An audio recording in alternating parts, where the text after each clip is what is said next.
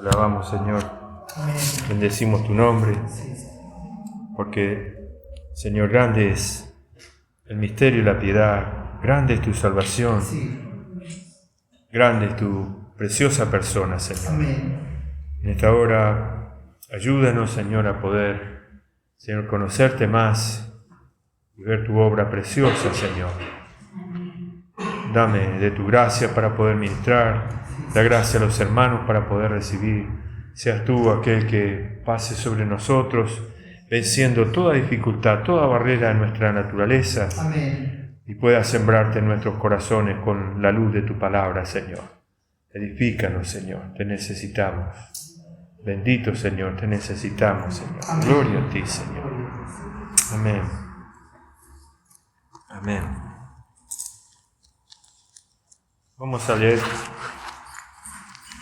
los pasajes en Juan, capítulo 13, verso 33.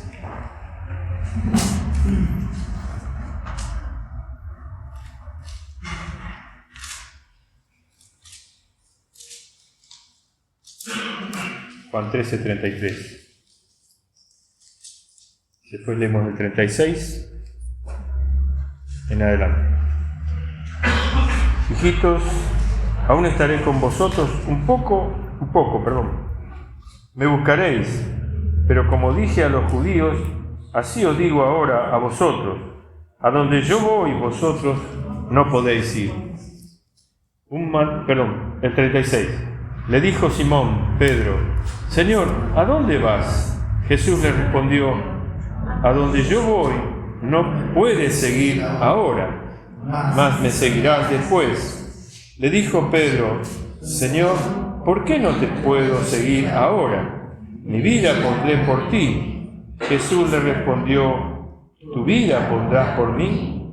De cierto te digo, no cantará el gallo sin que me hayas negado 3 veces. No se turbe vuestro corazón. ¿Creéis en Dios? Creed también en mí. En la casa de mi Padre muchas moradas hay. Si así no fuera, yo os lo hubiera dicho. Voy pues a preparar lugar para vosotros. Y si me fuere y os preparare el lugar, vendré otra vez y os tomaré a mí mismo, para que donde yo estoy, vosotros también estéis. Y sabéis a dónde voy, y sabéis el camino. Le dijo Tomás, Señor, no sabemos a dónde vas. ¿Cómo pues podemos saber el camino? Jesús le dijo, yo soy el camino, la verdad y la vida. Nadie viene al Padre sino por mí. Amén. Amén. En este momento en que el Señor le habla a los discípulos, realmente habrá sido una situación muy difícil. Porque, bueno, ya había pasado 3 años y pico de que los discípulos se habían acostumbrado a estar con el Señor y habían abandonado todas sus hogares, sus oficios, su forma de vida había cambiado a los pies del Señor. Y ahora de pronto el Señor le dice que los va a dejar. Y que ellos no pueden ir a donde Él va a ir, ¿no? ¿Qué conflicto habrán sufrido los discípulos en aquel momento, ¿no? Porque ciertamente ellos estaban recostados sobre el Señor, se habían acostumbrado, lo habían reconocido como el Hijo de Dios, como el ungido, habían visto tantas maravillas, su hablar tan sobrenatural, ¿no? Como se asombraban también los judíos acerca de él, ¿no? Con tanta sabiduría, ¿no? Y de pronto el Señor le dice, bueno, me tengo que ir, y a donde yo voy, ustedes no pueden seguirme ahora. Y entonces, bueno, Pedro por eso le dice, Señor, ¿cómo es que no te podemos seguir? ¿A dónde vas? Y entonces en el 14:1 dice, no se turbe vuestro corazón. Creéis en Dios, creed también en mí. Esto es una palabra necesaria que el Señor le tuvo que decir, como diciendo: haya paz en sus corazones, no se turben. Yo me tengo que ir. Pero, por otro lado, también era el saber que el Señor iba a volver, ¿no?, de parte de Él, ¿no? Pero era una situación de si el Señor se fuera de nosotros, hermano, qué diferente sería nuestra vida. ¿Cómo cambiaría? ¿Qué volveríamos a nuestro viejo oficio, a nuestra vieja andanza? Volveríamos tal vez a la costumbre, o tomaríamos la costumbre del mundo. Juzgaríamos las cosas como vanidad. Todo el tiempo que hemos invertido con el Señor, toda nuestra vida, y ahora nos deja. ¿Se imaginan, hermanos, si el Señor nos deja? Gracias a Dios, hermano.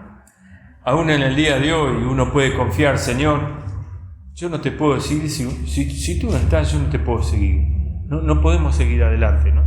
Y eso fue lo que Moisés en una oportunidad le dijo al Señor: si tú no vienes con nosotros, yo no quiero ir a ningún lado.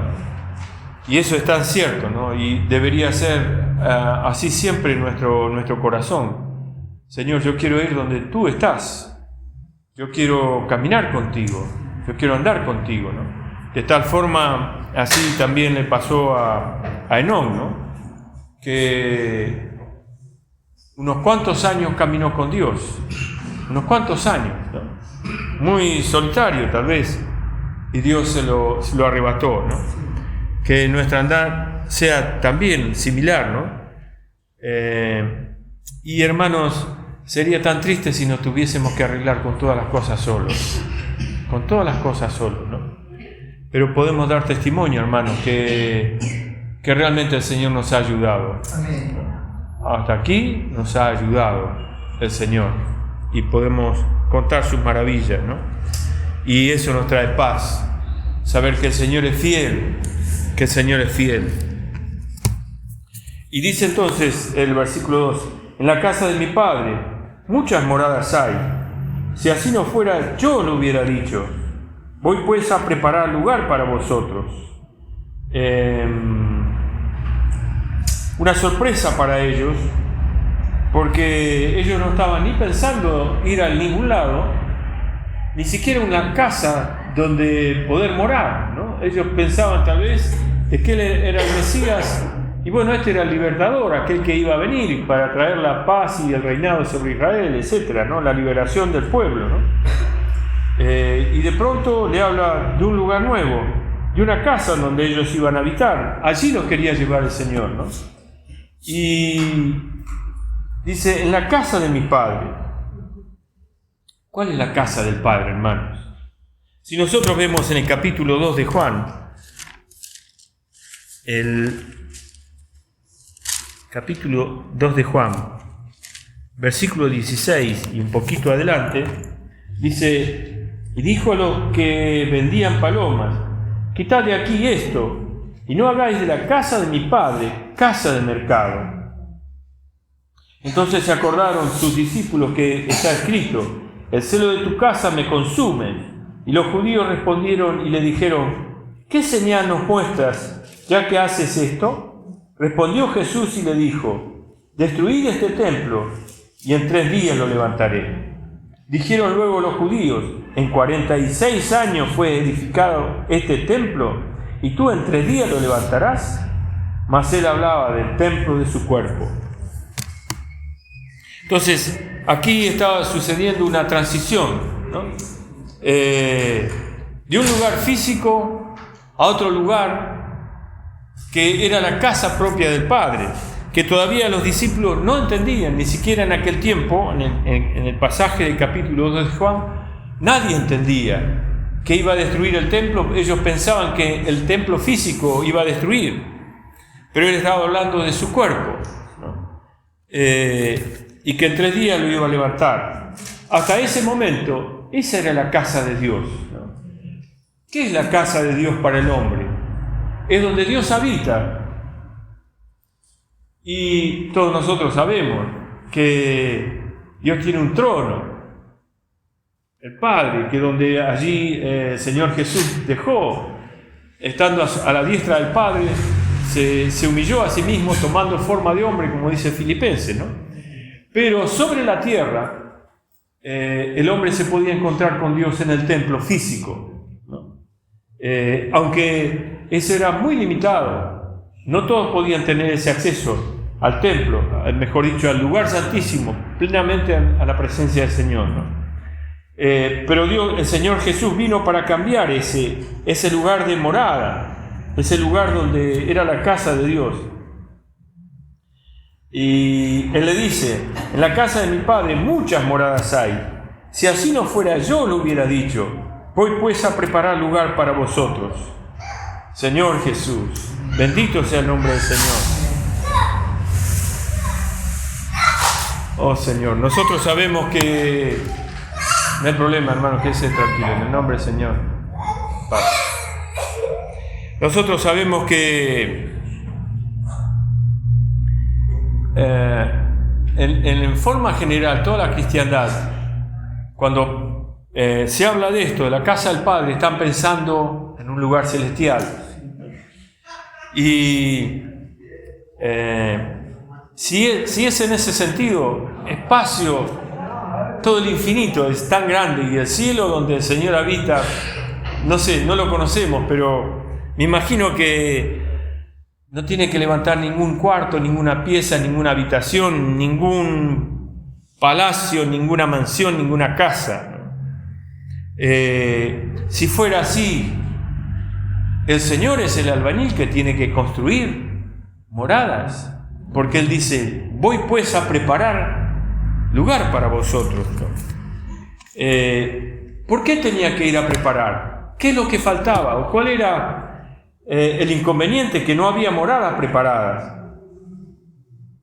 Realmente, cuando habla acerca de voy pues a preparar lugar para vosotros, realmente Él tenía que quitar mucho estorbo de por medio. El Señor tenía que quitar mucho estorbo de por medio. No eran ladrillos, no era arena, no era cemento, no era piedra, sino que era el pecado, el viejo hombre, la muerte, Satanás, ¿no? Todas estas cosas era lo que impedía en aquel tiempo de que el hombre pudiera morar con Dios, ¿no?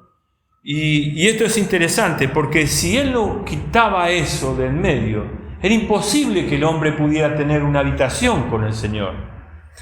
Entonces, ¿en qué consiste que Él vaya a preparar morada? En eso, en quitar todo el estorbo que había por medio, que impedía al hombre poder tener esta estrecha comunión y esta morada eterna con el Señor. Y esto habla acerca de ir a la muerte, de ir a la cruz. Cuando dice voy pues a preparar lugar, Él fue a la cruz, ¿no? Y gracias al Señor que Él vino para eso y cumplió ese objetivo, y yendo a la cruz terminó con el pecado, terminó con la muerte, terminó con Satanás, terminó con el viejo hombre, derramó su sangre, fue una ofrenda perfecta para el Señor, y fue algo que abrió el camino para que todos aquellos que pudiesen creer en Cristo Jesús pudiesen estar en la persona del Señor, dentro de Cristo Jesús, ¿no? Entonces, esto es por un lado algo precioso, ¿no?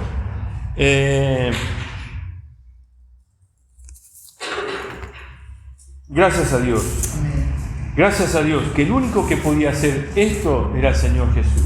Ningún otro ser humano, ninguna otra persona, solamente Cristo, el Mesías, el ungido, ¿no? Entonces dice el versículo 3: y si me fuere y os preparare lugar, vendré otra vez y os tomaré a mí mismo, para que donde yo estoy, vosotros también estéis. ¿Cómo es? Se tenía que ir y tenía que volver, y no nos podía tomar igual, ¿no? Porque ¿para qué te tenés que ir si vas a volver y nos vas a tomar y no vas a llegar allá, ¿no? Es que Él se tenía que ir por un lado, tenía que limpiar el camino, pero también la experiencia que iba a padecer en la cruz iba a hacer que Él cambiara de forma, de ser, como dice en los primeros versículos, el primer capítulo de Juan, el capítulo 1, el verso 14, dice, y aquel verbo fue hecho carne. Cambiar de la carne al espíritu, como habla en 1 Corintios 15, 45. Dice que el postrer Adán se tornó espíritu vivificante. Sin este proceso que el Señor debería de pasar, nunca podía tomarlos y llevarlos al Padre donde Él quería llevarlos. Entonces, cuando Él fue a la cruz, realmente lo que estaba haciendo no solamente estaba muriendo por nosotros para hacer ese reemplazo, ocupando nuestro lugar en la cruz, sino también que al morir y resucitar no iba a hacer de vuelta su cuerpo físico como el que somos nosotros ahora, sino que iba a estar transfigurado. Por eso en el versículo 17 de este mismo capítulo de Juan dice, y el Espíritu de verdad, el cual el mundo no puede recibir, porque no le ve ni le conoce, pero vosotros le conocéis, porque mora con vosotros y estará en vosotros. Ese era el objetivo del Señor.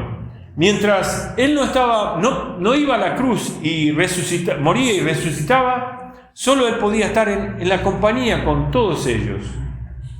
Él y todos ellos.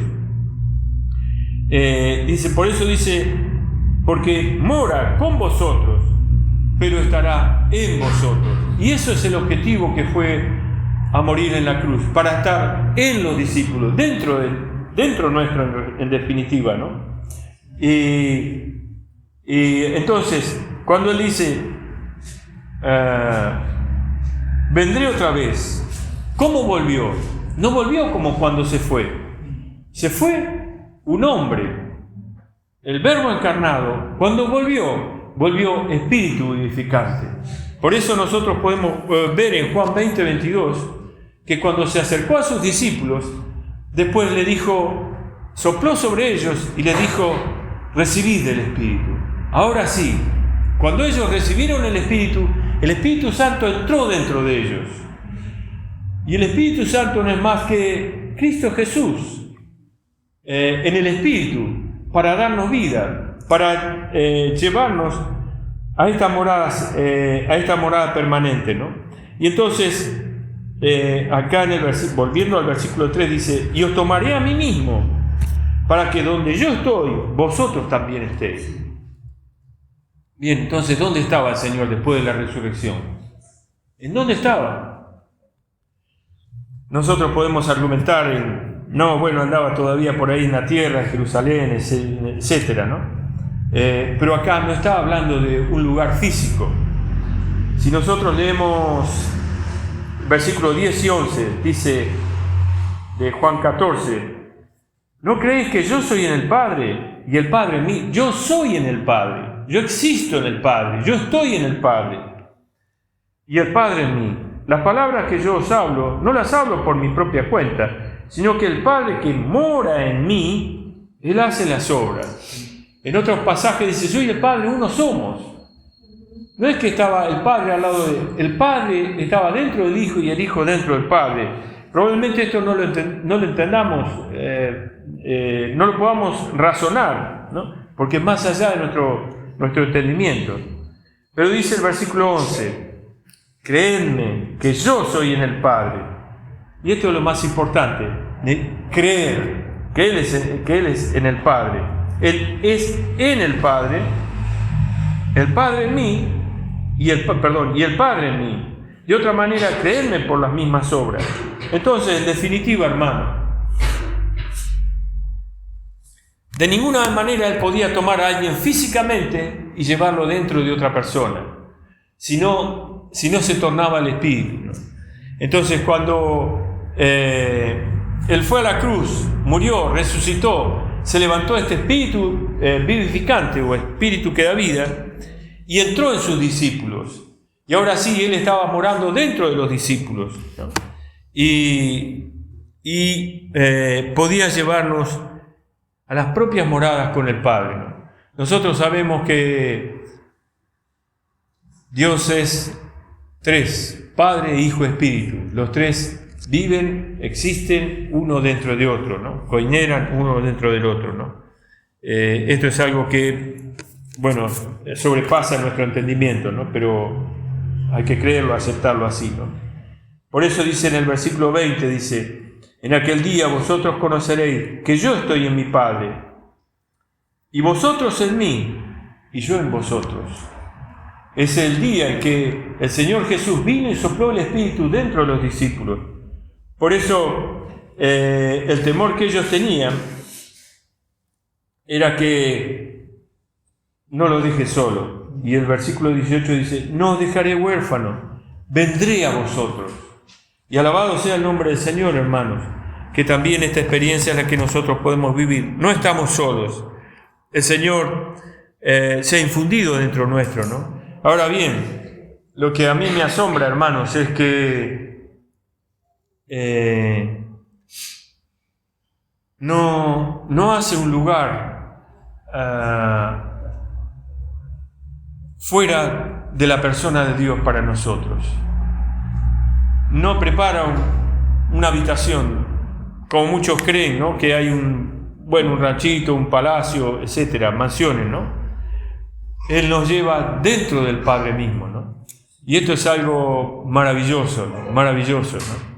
Porque podemos ver qué grande que es su amor, ¿no? Ya el hecho que Él se haya hecho hombre, ¿no? Esa es una transición, es una transformación muy intensa, de mucho compromiso, ¿no? Y que después de la resurrección Él siga siendo hombre, ¿no? Nunca más se va a despojar de su naturaleza humana, ¿no? Pero más que esto, que Él quiera que nosotros habitemos en Él, que esa es su morada. Dios no tiene otro lugar. Esa morada es para todos nosotros, ¿no? Bendito sea el nombre del Señor por eso, ¿no? Y entonces nosotros, si miramos, hermanos, en 1 Timoteo capítulo 3, versículo 15, dice, allí habla acerca de que, para que citarlo, dice, sepas cómo debes conducirte en la casa de Dios. Y aquí aclara que es la iglesia del Dios viviente, columna y baluarte de la verdad. Qué diferente es la casa de Dios aquí en Timoteo a lo que habla en Juan, el capítulo 2 que hemos leído, ¿no? Allí hubo ya esta transición. La morada de Dios es justamente ahora la iglesia, ¿no? Y más allá de la cantidad de las personas, la iglesia es la morada de Dios en este tiempo en la tierra, donde se establece la verdad y donde Dios habita. Dios no habita en este lugar, pero sí habita dentro de los que nos reunimos en este lugar, ¿no? En cada uno de nosotros, ¿no? Y esta es la iglesia, y por eso es la iglesia del Dios viviente, ¿no? En aquel lugar no era la iglesia del Dios viviente, digamos, en el caso del templo, ¿no?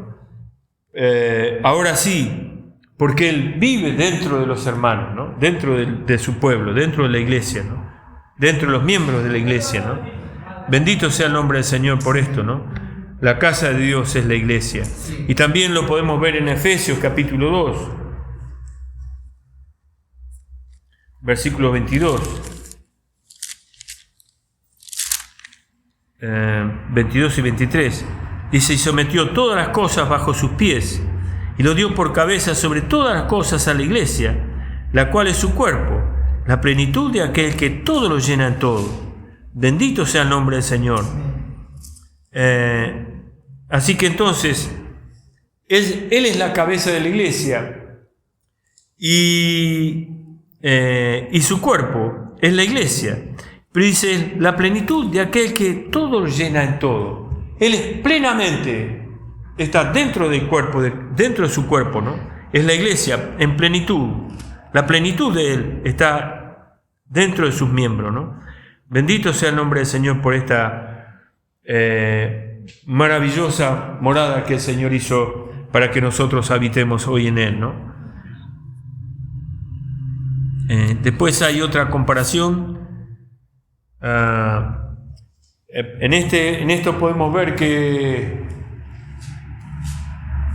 lo que es la iglesia es Cristo ensanchado, Cristo multiplicado, Cristo agrandado, no sé cómo decirlo, pero para que tengamos una idea. Cristo expandido. Por eso es que nosotros podemos manifestar la gloria del Señor, porque Él está morando dentro de sus discípulos, dentro de sus hijos, dentro de su pueblo, dentro nuestro, ¿no?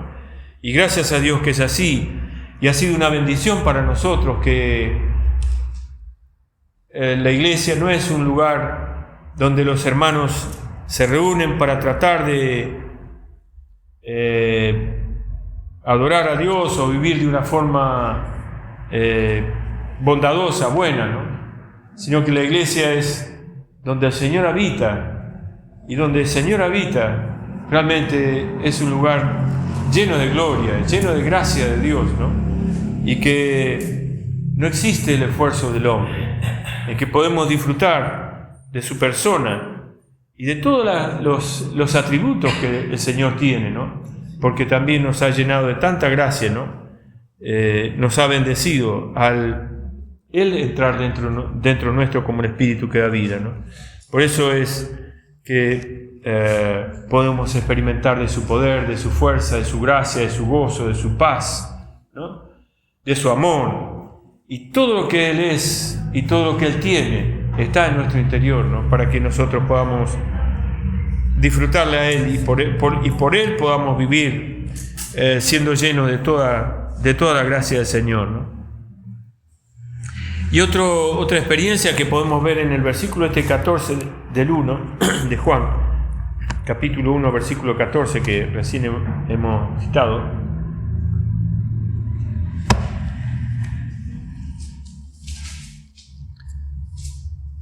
Juan 1:14. También dice: y aquel verbo fue hecho carne y habitó entre nosotros, y vimos su gloria como del unigénito del Padre, lleno de gracia y de realidad.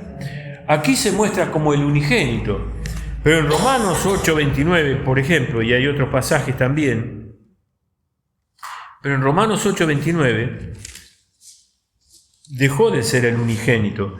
Dice: porque a los que antes conoció también los predestinó, para que fuésemos hechos conforme a la imagen de su Hijo, para que Él sea el primogénito entre muchos hermanos. ¿Por qué dejó de ser el unigénito? Porque en la resurrección Él engendró muchos hijos para la gloria del Padre, muchos hermanos, ¿no? Muchos hermanos. Y entonces Él ya dejó de ser el único Hijo de Dios para ser el primer Hijo de Dios entre muchos hijos de Dios, que somos tanto nosotros como los que están en la actualidad, como los que pasaron, como los que ya partieron, como los que han de venir, ¿no? Él es el primogénito entre muchos hermanos. Bendito sea el nombre del Señor por esto, ¿no? Y como dicen también en 1 Corintios capítulo 12, ¿no?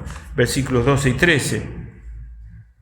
Porque así como el cuerpo es uno y tiene muchos miembros, pero todos los miembros del cuerpo, siendo muchos, son un solo cuerpo, así también Cristo. Está volviendo a hablar acerca de que hay muchos miembros, muchos hijos de Dios, pero es un cuerpo, el cuerpo de Cristo.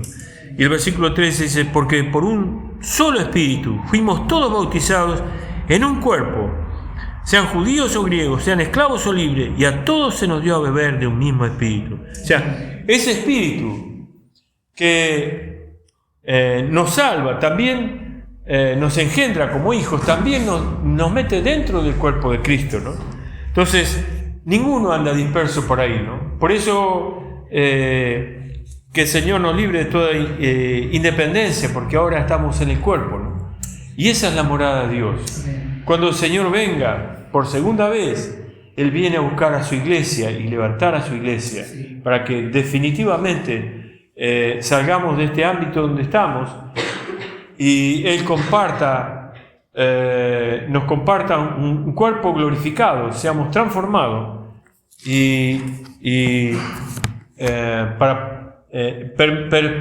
para permanecer eternamente junto con el Señor, bueno, valga redundancia, por toda la eternidad, ¿no? Gracias, Señor, hermanos. Yo me alegro que el Señor no nos ha dejado solos. Amén. Que Él está morando dentro nuestro, ¿no? Y alabado sea el nombre del Señor, hermanos, que tuvo esto en el corazón como un propósito, en el corazón de Dios como propósito, mezclarse dentro del hombre, ¿no? Amén. Bendito sea el Señor. Amén. Amén.